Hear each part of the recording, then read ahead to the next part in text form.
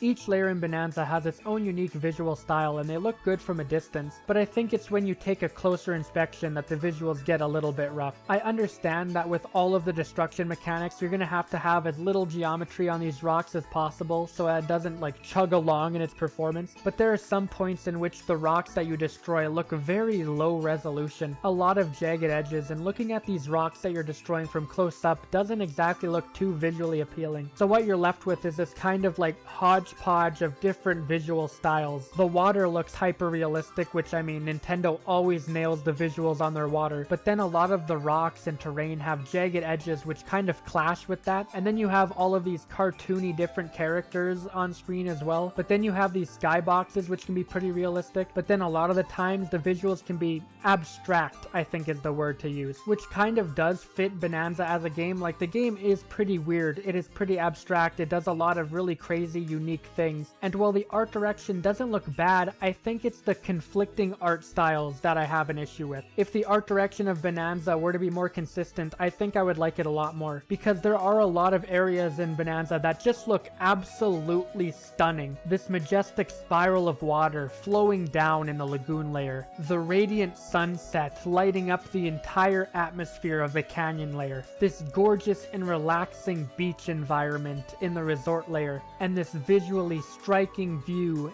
in the forbidden layer. These areas look really good, but then some just don't. It is just an inconsistency issue that I personally have. Super Mario Odyssey also had some inconsistency in its visuals, but most of the time that was relegated to like one-off area, like with the Luncheon Kingdom having a unique art style, which I did like. I also have an issue with some of the layers looking a bit too similar to other layers, like I mentioned earlier with the Freezer layer and the Radiance layer looking pretty similar, despite the fact that they're pretty much polar opposite in theming, but overall I think the game looks good most of the time. Now, I mentioned before I'm not a big fan of the new DK design. My thoughts on it change every single time it's used. Like, I hate it in the Mario movie, I don't think it looks that good in Mario Kart World, but I really like it in Donkey Kong Bonanza. It's come out recently that apparently this new Donkey Kong design was made specifically for Bonanza, and you can definitely tell that's the case. Bonanza is the first time that this new DK design has been used where I actually think it's better than the old design would have been. Donkey Kong's facial expressions in this game are just so expressive, so much different personality that I couldn't really picture being on the old model. That being said, if we do end up getting a new Donkey Kong Country game, I still want the old design to return for that.